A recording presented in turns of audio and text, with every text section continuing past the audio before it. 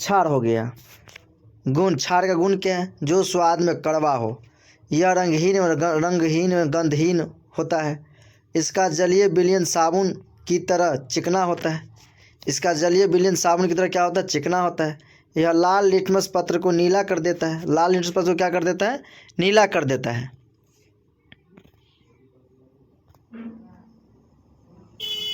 Next question में पढ़ेंगे 15 number question. अम्ल तथा भस्म के जल के साथ अभिक्रिया। अम्ल तथा भस्म के साथ जल के साथ अभिक्रिया। जब अम्ल को पानी में डुबाया जाता है तब सल्फ्यूरिक अम्ल तथा नाइट्रिक अम्ल के साथ मिश्रित होने पर अत्यधिक ऊष्मा उत्पन्न हो जाए लगता है अत्यधिक ऊष्मा उत्पन्न करती है। इसलिए सल्फ्यूरिक अम्ल में थोड़ा थोड़ा पानी डालते हैं। ऑप्शन ए, शुद्ध जल का पीएच मान 7 होता है। समझ आ लीजिए, क्वेश्चन आपको पूछेगा कि अम्ल का पीएच मान कितना होता है, तो 7 होता है। अम्ल का मान 7 से कम और क्षार का पीएच मान 7 से अधिक होता है। आप समझ गए होंगे। लवण का पीएच मान 7 होता है, यानी ये यहाँ से यहाँ तक होगा 0 बीच में होता है, यहाँ से 0 और यहाँ से होता 7 और 7 से होगा 14। पीएच के स्केल का जोहानसन ने खोज किया था 0-14। जितना इतना आएगा उतना अम्ल अधिक होगा, ज्यों ज्यों उधर जाएगा अम्ल घटते चला जाएगा। उदासीन विलयन का पीएच मान होता है 7, 7 से अधिक को होता है क्षार, 7 से कम को होता है अम्ल। तब आप समझ गए होंगे कि अम्ल किसे कहेंगे? जिसका पीएच मान 7 से कम होगा वो अम्ल होगा, जिसका पीएच मान 7 से अधिक होगा वो अम्ल नहीं होगा, क्षार होगा। तो बताएंगे आप यहाँ पर शुद्ध जल का पीएच मान 7, बी में दे अम्ल का पीएच मान 7 से कम, सी क्षार का पीएच मान 7 से अधिक, डी लवण का पीएच मान 7 के बराबर होता है। अम्ल एवं क्षार एक दूसरे को उदासीन करती है। अम्ल एवं क्षार क्या करते हैं? एक दूसरे की उदासीन करती है। नेक्स्ट बताएंगे परबल अम्ल किसे कहते हैं। क्वेश्चन नंबर 16, परबल अम्ल किसे कहते हैं? वैसे अम्ल जो जल में घुलकर पूर्णतः आयनित होकर हाइड्रोजन आयन प्रदान करता है उसे परबल अम्ल कहते हैं। वैसे अम्ल जो जल में घुलकर पूर्णतः आयनित होकर हाइड्रोजन आयन प्रदान करता है उसे परबल अम्ल कहते हैं या कहा जाता है। जैसे हाइड्रोक्लोरिक अम्ल फॉर्मूला HCl, नाइट्रिक अम्ल HNO3, सल्फ्यूरिक अम्ल HNO3, सल्फ्यूरिक H2SO4। पूछेगा आपको 2 प्रबल अम्ल का एग्जाम्पल दे, 2 प्रबल अम्ल का एग्जाम्पल दीजिए तो क्या होगा?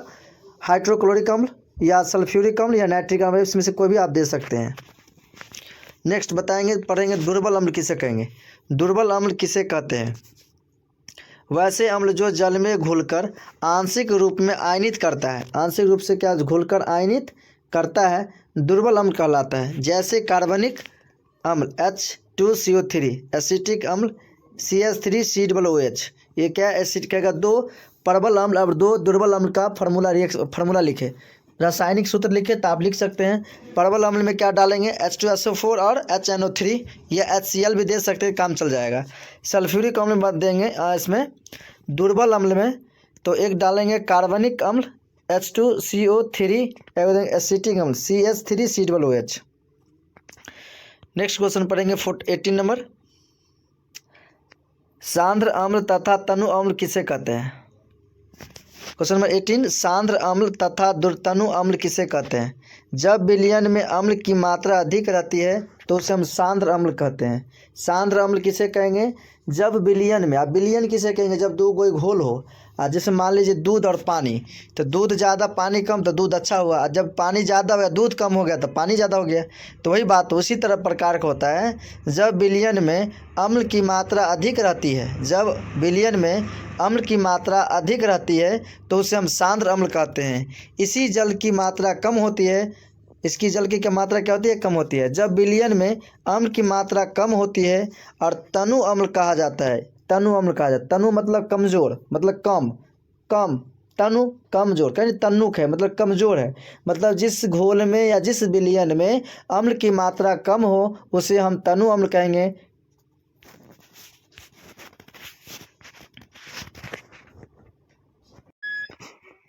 समझ गए? सांद्र अम्ल तनु अम्ल किसे? जिस अम्ल में विलयन में अम्ल की मात्रा अधिक हो उसे हम सांद्र अम्ल कहेंगे, और जिस विलयन में अम्ल की मात्रा कम हो उसे हम तनु अम्ल कहेंगे। चलिए पढ़ेंगे क्वेश्चन नंबर 19। परबल भस्म किसे कहेंगे? वैसे भस्म जो जल में विलीय पूर्णतः चयनित होकर हाइड्रोक्साइड आयन ओ देता हो उसे हम प्रबल भस्म कहते हैं, जैसे sodium hydroxide, potassium hydroxide. Question 20 दुर्बल भस्म क्या है? वैसे भस्म जो जलीय विलयन में आंशिक रूप से आयनित होकर कम मात्रा में हाइड्रोक्साइड आयन प्रदान करता है उसे दुर्बल भस्म कहते हैं, जैसे अमोनिया हाइड्रोक्साइड NaHO4OH या कैल्शियम हाइड्रोक्साइड CaO2 अब नेक्स्ट क्वेश्चन है, आप बताएंगे लवण किसे कहते हैं? क्वेश्चन 21 लवण क्या है? अम्ल तथा भस्म की अभिक्रिया से लवण का निर्माण होता है तथा जल बनता है।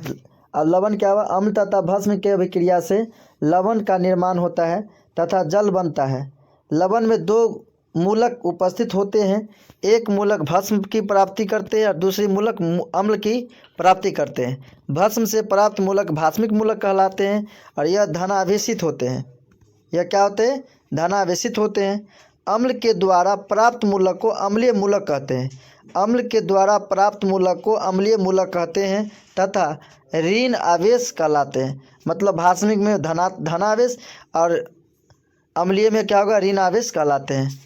लवण के 3 प्रकार में बांट सकते हैं, सामान्य लवण, वैसे लवण जिसमें विस्थापित हाइड्रोजन या हाइड्रोक्साइड समूह नहीं होता उसे सामान्य लवण कहते हैं। वैसे लवण जिसमें विस्थापित हाइड्रोजन या हाइड्रोक्साइड समूह नहीं होता उसे हम सामान्य लवण कहते हैं। बी अम्लीय लवण, वैसा लवण जो किसी भस्म द्वारा अम्ल के उदासीन के द्वारा बनता है उसे हम अम्लीय लवण कहते हैं। उसे क्या कहते हैं? हम अम्लीय लवण कहते हैं। भास्मिक लवण, वैसे लवण जो अम्ल द्वारा उदासीन होकर भास्मित लवण प्रदान करते हैं उसे भास्मित लवण कहते हैं। अब नेक्स्ट क्वेश्चन है आपको, धोबिया सोडा बनाने की विधि का वर्णन करें। धोबिया सोडा बनाने की विधि का वर्णन करें। धोने का सोडा का रासायनिक नाम सोडियम कार्बोनेट डेकाहाइड्रेट होता है। कहता डेकाहाइड्रेट होता है। इसका रासायनिक सूत्र Na2CO3 × 10H2। ये पूछेगा आपको, धोबिया सोडा का फॉर्मूला पूछता है बहुत बार, तो Na2CO3 × 10H2 होता है। यह साल्वे विधि द्वारा बनाया जाता है। यह साल्वे विधि द्वारा बनाया जाता है। खाने वाले सोडा को गर्म करने पर सोडियम कार्बोनेट प्राप्त होता है तथा प्राप्त सोडियम कार्बोनेट को जल के साथ अभिक्रिया करने पर धोने वाला सोडा बनता है। समझ गए? साथ अभिक्रिया करने पर धोने वाला सोडा बनता है। ये एक रिएक्शन हुआ, यहाँ से आप सोडियम बना क्या लिखा? Na2CO3 × 10H2 NaCO3 × 10H2। इसको रिएक्शन करके आप बना सकते इधर से। धोबिया सोडा का गुण और उपयोग। धोबिया सोडा का गुण, इसका जलीय विलयन क्षारीय होता है। धोबिया मतलब पाउडर, जिससे आप कपड़ा धोए होंगे या धोते होंगे, उससे को हम बोलते हैं धोबिया सोडा। धोबिया मतलब कपड़ा धोने वाला सोडा। धोबिया सोडा का formula Na2 × CO3 × 10H2। Na2CO3 × 10H2 इसका होता है फार्मूला रिएक्शन। तथा अम्ल को उदासीन बनाता है। जब इसे हवा में खुला छोड़ देते हैं तब यह जल को त्याग कर सोडियम कार्बोनेट या मोनोहाइड्रेट बन जाता है। इस क्रिया को उत्फुलन अभिक्रिया कहते हैं। उत्फुलन अभिक्रिया। एक है उत्पादन या एक उत्प्लावन बल। एक उत्प्लावन बल के कारण मान लीजिए कोई भी वस्तु पानी में डूबा हुआ आप फिंगर से उठा सकते हैं, लेकिन जैसे एक डोल बाल्टी पानी है, पानी में है, बाहर में आपसे एक हाथ से नहीं उठेगा और वो पानी में एक फिंगर से आप उठा सकते हैं। क्यों? कौन से बल के कारण होता है? ये उत्प्लावन बल के कारण होता है। कौन सा? आप देखे होंगे कहीं गांव में अगर होंगे तो बाढ़ के समय में बड़े बड़े गाछ यानी बड़े बड़े लकड़ी एक आदमी दहला के ले आता है, और जबकि वो 10 आदमी अगर सूखा में छोड़ दिया जाए तो 10 आदमी की वजह से भी नहीं उठ सकता है। तो आपसे पूछ दिया जाए कि पानी में कोई भी वस्तु रखी हुई हल्की महसूस होता है, क्यों? तो उत्प्लावन बल के कारण। कौन बल के कारण? उत्प्लावन बल के कारण क्या होता है? वो हल्के महसूस होते हैं। धोबिया सोडा का उपयोग यहाँ देखेंगे। इसका उपयोग कपड़ा धोने के लिए किया जाता है। पहली बात, धोबिया सोडा का उपयोग कहाँ किया जाता है? कपड़ा धोने के लिए किया जाता है। पॉइंट नंबर 2, इसका उपयोग कांच, कागज, साबुन इत्यादि के उत्पादन में किया जाता है। ऑप्शन नंबर 3, इसका उपयोग पेट्रोलियम को शुद्ध करने में होता है तथा खारे जल को मृदु जल बनाने के लिए किया जाता है। इसका उपयोग कपड़ा धोने के लिए किया जाता है। इसका उपयोग कांच, कागज, साबुन इत्यादि उद्योग में किया जाता है। इसका उपयोग पेट्रोलियम को शुद्ध करने में होता है तथा खारे जल को मृदु जल बनाने में किया जाता है। तो आप समझ गए यहाँ पर। नेक्स्ट क्वेश्चन पढ़ेंगे 25।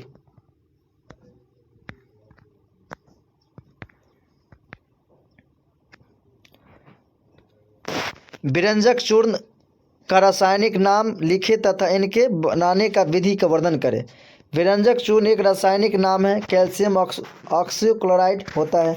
क्या नाम है? कैल्शियम ऑक्सीक्लोराइड होता है, जिसका सूत्र CaOCl2 होता है। यहाँ 12 नहीं होगा, CaOCl2, हाँ Cl2 होता है, CaOCl2। इसे बुझा हुआ चूना भी नहीं, डायरेक्ट इसको अलग बोलेंगे हम, बुझा हुआ चूना पे तैयार किया जाता है इसको। व्यंजक चूर्ण एक रासायनिक नाम कैल्शियम हाइड्रोक्लोराइड होता है, जिसका सूत्र CaOCl2 होता है। बनाने की विधि: ठोस बुझे हुए चूने को 40 डिग्री सेल्सियस पर गर्म करके जब उस पर क्लोरीन गैस प्रभावित किया जाता है तब व्यंजक चूर्ण का निर्माण होता है। जब उसे व्यंजक चूर्ण का क्या होता है? निर्माण होता है।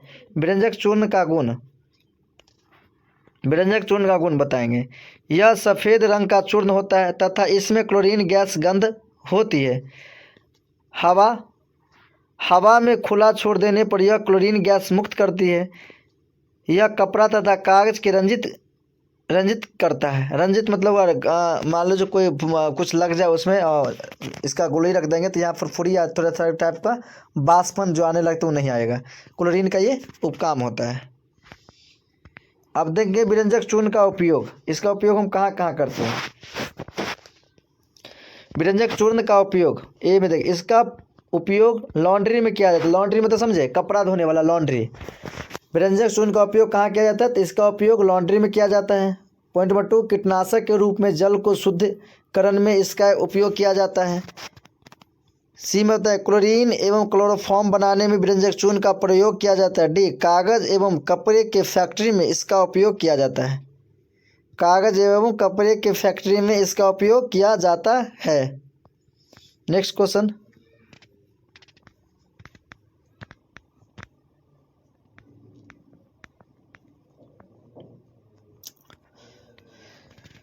Question number 26। Plaster of Paris के रासायनिक नाम को लिखें तथा उनके बनाने की विधि का वर्णन करें। प्लास्टर ऑफ पेरिस का रासायनिक नाम है कैल्शियम सल्फेट हेमीहाइड्रेट होता है। इसका रासायनिक सूत्र यहाँ लिखें, इसका होता है, उसके बाद लिखें इसका रासायनिक सूत्र CaSO4 × ½ प्लास्टर ऑफ पेरिस। एक होता है जिप्सम, जिप्सम को 2S2 है, प्लास्टर का ½ जब किसी का हाथ टूटता हो तो इसी प्लास्टर से उसे प्लास्टर करके उसे फिट यानी सही किया जाता है। समझ गए? Plaster of Paris.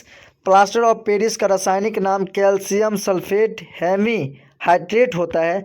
इसका रासायनिक सूत्र CaSO4 × ½ मतलब 1/2 H2O होता है। बनाने की विधि: जिप्सम को तेज़ी से गर्म करने पर यह पूर्ण रूप से निर्जलीय होकर कैल्शियम सल्फेट का निर्माण करता है। मतलब जब जिप्सम को हम तेज़ी से हीट करें यानी गर्म करेंगे तो यह पूर्ण रूप से निर्जलीय होकर कैल्शियम सल्फेट का निर्माण करता है। यह निर्जलीकरण के बाद जिप्सम को 120 डिग्री सेल्सियस तक गर्म किया जाता है, तब प्लास्टर ऑफ पेरिस का निर्माण होता है तथा जल बनता है। समझ गए कि कब ये प्लास्टर ऑफ पेरिस बनता है? जिप्सम को जब तेज़ी से निर्जलीकरण करने के बाद कैल्शियम सल्फेट निर्माण करता है। यह निर्जलीकरण के बाद जब जिप्सम को 120 डिग्री सेल्सियस तक गर्म किया जाता है तब वह प्लास्टर ऑफ पेरिस का निर्माण होता है तथा जल बनता है। जैसे आप देख रहे होंगे यहाँ यह जिप्सम का फॉर्मूला है और इसको हीट करेंगे कितने पर? 120 डिग्री पर हीट करेंगे तो हमें मिलेगा जिप्सम का फॉर्मूला। तो नेक्स्ट देखते हैं प्लास्टर ऑफ पेरिस का उपयोग कहाँ किया जाता है। प्लास्टर ऑफ पेरिस का उपयोग कहाँ किया जाता है? प्लास्टर ऑफ पेरिस के लिए उपयोग टूटी हुई हड्डियों को जोड़ने में तथा पार्थियों में। क्या? टूटी हुई हड्डियों को जोड़ने में ऑप्शन बी, मिट्टी के बर्तन के उपयोग में। कहाँ मिट्टी के बर्तन के उपयोग में हम प्लास्टर ऑफ पेरिस का उपयोग करते हैं। क्वेश्चन नंबर 27, कास्टिक सोडा क्या है? कास्टिक सोडा क्या है? आई होप आप लोग कमेंट करके बताएं कि कास्टिक सोडा का फार्मूला क्या होता है। कास्टिक सोडा का रासायनिक नाम सोडियम हाइड्रोक्साइड है। सोडियम हाइड्रोक्साइड है। इसे सोडियम क्लोराइड के संतृप्त जलीय विलयन का विद्युत अपघटन के द्वारा प्राप्त किया जाता है। क्या किया जाता है? प्राप्त किया जाता है। सोडियम क्लोराइड के विद्युत अपघटन के द्वारा एनोड पर क्लोरीन गैस तथा कैथोड पर सोडियम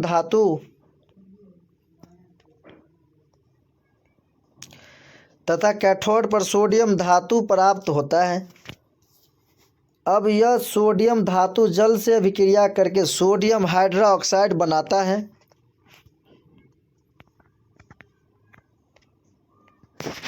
एग्जाम्पल, सोडियम H2O जल NaOH प्लस H2। इस विधि को क्लोर अल्की अभिक्रिया भी कहते हैं। क्लोर अल्कली प्रक्रिया या अभिक्रिया भी कहते हैं। क्वेश्चन नंबर 28, सोडियम हाइड्रोक्साइड का उपयोग। सोडियम हाइड्रोक्साइड का उपयोग कहाँ करते हैं? इसका उपयोग साबुन या सिर्फ बनाने में किया जाता है। इसका उपयोग कागज़ बनाने में किया जाता है। किसका? सोडियम हाइड्रोक्साइड का। सोडियम हाइड्रोक्साइड बनाने में वनस्पति तेल तथा अमोनिया बनाने में किया जाता है। नेक्स्ट क्वेश्चन नंबर 29, खाने का सोडा। खाने वाला सोडा के बेकिंग सोडा भी कहा जाता है। खाने वाला सोडा को बेकिंग सोडा भी कहा जाता है। इसका रासायनिक नाम सोडियम बाइकार्बोनेट या सोडियम हाइड्रोजन कार्बोनेट है। क्या है? सोडियम हाइड्रोजन कार्बोनेट है, जिसका सूत्र NaHCO3 होगा। वो छूट गया यहाँ पर C। इसका फॉर्मूला आप सही कर लेंगे, NaHCO3 sodium bicarbonate CO3 NaHCO3 लिख लीजिए। यहाँ पर क्या होता है? NaHCO3 NaHCO3 क्या होता है? CO3 होता है। बनाने की विधि, अमोनिया गैस से संतृप्त हो सोडियम क्लोराइड के जलीय विलयन में कार्बन हाइड्रोक्साइड गैस प्रभावित करने पर सोडियम कार्बोनेट गैस प्राप्त होता है या सोडियम बाइकार्बोनेट प्राप्त होता है। आपसे पूछ लिया जाएगा खाने वाला सोडा बनाने की बेकिंग सोडा भी कहा जाता है। इसका बनाने का तरीका और फार्मूला को लिखिए। तो अब आप समझ गए होंगे कैसे बनाया जाता है। ये सोडियम क्लोराइड, ये सोडियम क्लोरीन, यहाँ सोडियम क्लोराइड H2O को जब मिलाएंगे तो Na2 प्लस NH3 कन्वर्ट होगा NaH4 प्लस NaCO3 सी करेंगे, टाइपिंग मिस्टेक सी करेंगे, यहाँ पर हो जाएगा। खाने वाला सोडा का गुण, यह सफ़ेद कठोर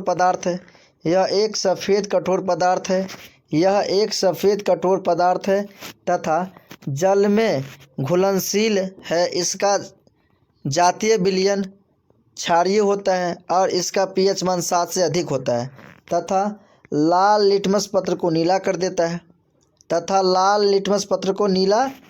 है। खाने वाले सोडा का उपयोग,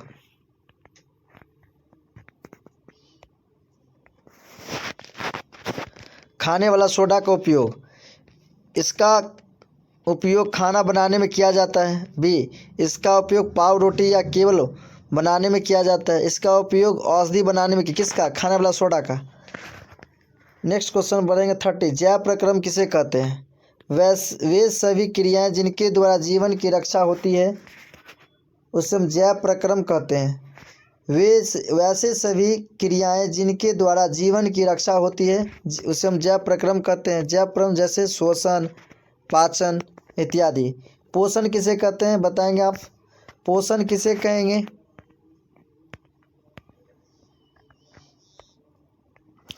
क्वेश्चन नंबर 31, पोषण किसे कहते हैं? जीवन संबंधी क्रियाओं को शिशु सुचारू रूप से चलने के लिए 2 आवश्यकताएं होती है: नियंत्रण, ऊर्जा की पूर्ति तथा शरीर की वृद्धि तथा टूट फूट की मरम्मत के लिए जीवन द्रव्य का निर्माण इन आवश्यकताओं की पूर्ति के अनुसार की जाती है। प्रत्येक जीव को भोजन आवश्यकता होती है, वह विधि जिसके द्वारा जीव पोषक तत्वों को ग्रहण करता है तथा उसका उपयोग करता है उसे हम पोषण कहेंगे। पोषण समझे किसे कहेंगे? वैसे जीव जो अपने टूट फूट के लिए, जो मरम्मत के लिए ज़रूरत होती है उसे हम क्या कहेंगे? आवश्यकता होती है, उसे हम कहेंगे पोषण। पोषण कितने प्रकार के होते हैं? पोषण 2 प्रकार के होते हैं। पोषण कितने प्रकार के होते हैं? पोषण कितने प्रकार के होते हैं? पोषण 2 प्रकार के मुख्य होते हैं, यानी पोषण मुख्यतः 2 प्रकार के होते हैं। एक में स्वपोषण, 2 में परपोषण। स्वपोषण किसे कहेंगे? वैसे जीव जो भोजन के लिए किसी दूसरे जीवों पर निर्भर न रहकर अपना भोजन स्वयं तैयार करता है उसे हम स्वपोषी कहलाते हैं। जैसे हरे पेड़ पौधे, उसे हम क्या कहेंगे? स्वपोषी